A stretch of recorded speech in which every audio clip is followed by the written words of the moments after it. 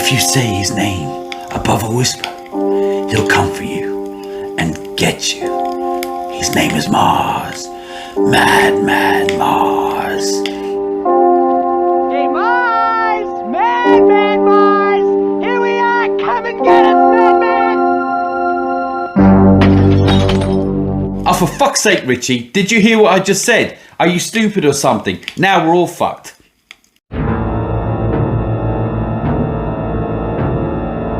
One by one, you'll start to fall. Before night's over, I'll get you all.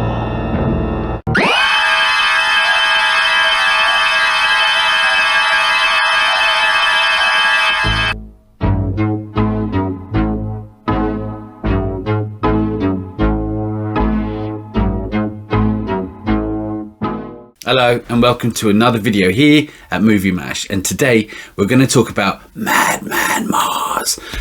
I can't actually talk about the film without actually saying it that way. Madman Mars. Madman Mars 1981. But before I carry on, please hit the like and subscribe button. Subscribe button is just there. It won't take you a second. It doesn't cost anything and it helps the channel out a lot. Thanks. Now, let's get into it. So Madman Mars 1981, starring Galen Ross, Tony Fish, Paul Ehlers, and directed by Joe Gione, also written and produced by Gary Sales. Now, this film is probably not going to get a lot of views, and that's okay. And you're probably wondering why I'm doing it. Because I'm going to start doing films that mean something to me, and this is one of them. Now, I love this film. I have a lot of love for this film, and it's time that I just talked about it a little bit. Now, let me tell you a backstory. So when I was a kid, I had seen quite a few horrors with my friend, and well, basically, we'd seen like The Exorcist and The Omen and Freddy Krueger, and didn't faze us. And I remember my friend's dad somehow got hold of a load of B-movies, VHS, I think one of them was called Lady Stay Dead or something like that. But we came across Madman, which was more appealing to us than all the rest of them. So we pressed play and we was like, what's this, a campfire? All right, it's pretty, you know, there's a bit of a sing-along. I was like, okay, it's all right. And next minute we saw this, and this was the moment when we were like, and it was daylight. It was broad daylight on us on our summer break, and it was probably in the early 90s or late 80s. We were really young. This is what happened.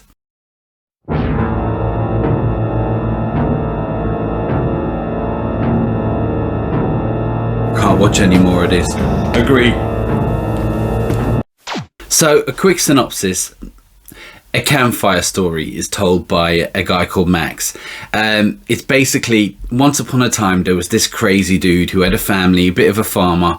He had his nose bitten off in a fight. He was always in trouble, a bit unhinged, and one night he went home, chopped all his family up with an axe, and no reason at all, just nuts. He went into the bar, left his axe down on, I don't tell it as good as Max, but he left his axe down on the table in the bar.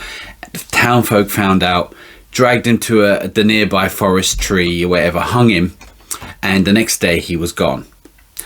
Now, campfire story been told, loads of kids running around with in, like, you know, it's a holiday camp, and as you can tell, one of them shouts out his name, which I always think is going to come and get him no matter what, even if you call his name out.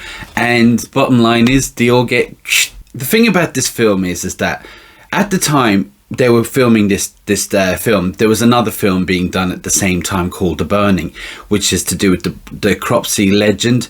Now, I only recently watched The Burning because I think the reason why I didn't watch it for all these years is because I was worried in case it is better than Madman Mars, because it felt a bit of a rivalry there, you know.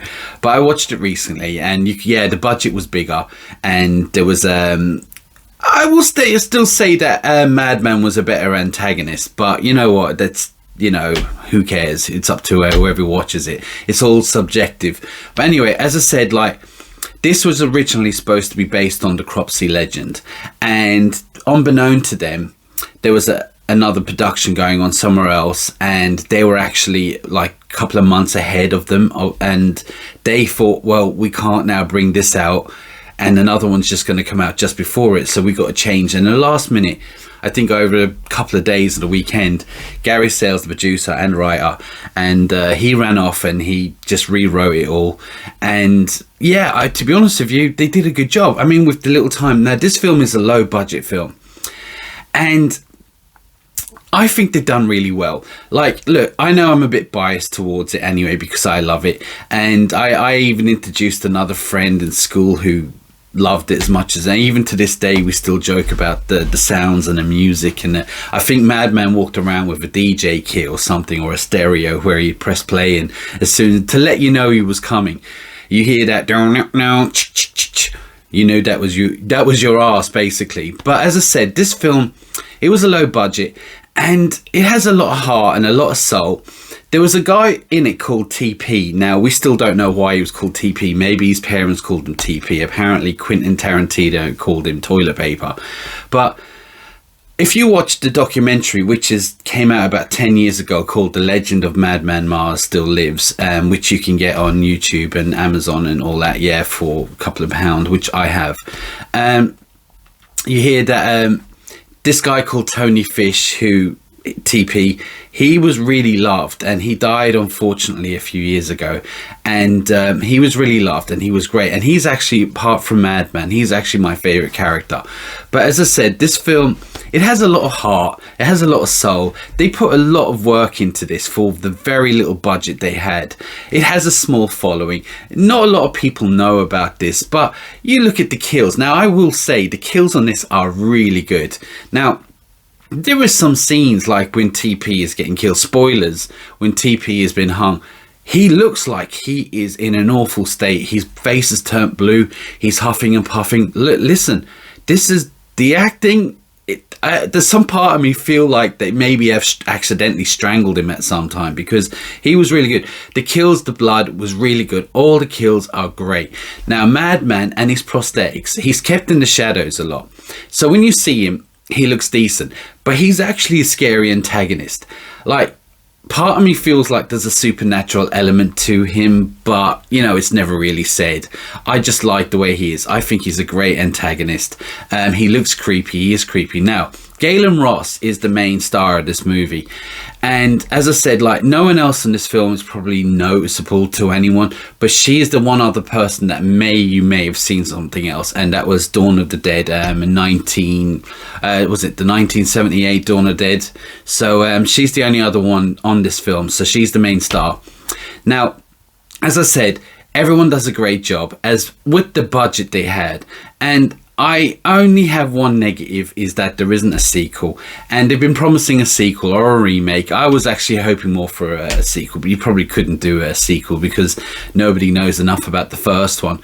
But for me, I hope they do something like this. Now, this is just me blasting away talking about a film that I love, and there's not much else to say, but the music and the theme was absolutely great. I mean, it was all synthesizers and all that, yeah. And according to Gary Sales in a documentary, he thinks possibly that film was one of the first films with synthesizers. It's a great tune. Obviously, like you have certain films like a Friday the 13th and Halloween have their own, but this definitely has a tune, and it's memorable, and not like the Burning, and I'm not digging at the Burning or anything like that, but this has a memorable tune, and everything about this I love. It's got a creepy bad guy, it's got some great kills, it's just an all-round slasher. Now, it is a B movie and you have to expect a certain level of acting, which, you know what, doesn't bother me. It didn't take me out of the film, but I'm sure people will moan about it. Don't moan. This is a real classic, and if you haven't seen it, go and watch it. And if you have seen it, go and watch it again. Go and rent it from Amazon. And if you haven't seen Madman Legend Lives On, go and see that too, because this is just a great gem of a horror movie. In 1981, it's 41 years old, and today it's still a lot of fun. I watched it the other night just to catch up with it and do this review, and I still loved it. I have no negatives about it. You know what you're going to see when you're going to watch it. I will give this 2 thumbs up. Now, as I said, this film is a classic, and hopefully they will remake it and or reboot it or do a sequel. I'm holding on to my hopes inside, but if not, we still have this one. So there are my thoughts. It's just me blurting out what I thought about this film and how I love it. I will say that I just want to say about Paul Ehlers. He played Madman. He was originally supposed to be just for the poster. They wanted to take pictures for the poster of the movie. And he came in. They couldn't find anyone. He hadn't done no acting before, and they asked him to do the whole thing. He did a really phenomenal job. He was a great actor, and if you watch him on and if you watch him on the documentary, he's actually a really nice guy, and he seems like a fun dude. And I'd love to meet him at a con or something one day. You know, he would definitely be on my top list. Also, if you get to watch this film and you love it, please rent it. Don't watch it for free. Support them. Support the movie. I mean, this is just one of them ones. They didn't make a lot of money. They made enough, but they didn't make a hell of a lot. This film really needs a bit more buzz. It is what it is, and I love it. So that's all I have to say. That's my rant, or not even a rant. That's just me blabbling about it. There's no script here. I'm just talking out of the top of my head. So let me ask you a question. Have you seen this film? Do you love it as much as I do? Do you hate it? Please let me know. Oh, have you seen the Burning? Did you think the Burning was better than this or not? Because I don't want to be a rivalry, but I still like this more. And please let me know in the comments below, and like and subscribe as normal. But for now, and until next time.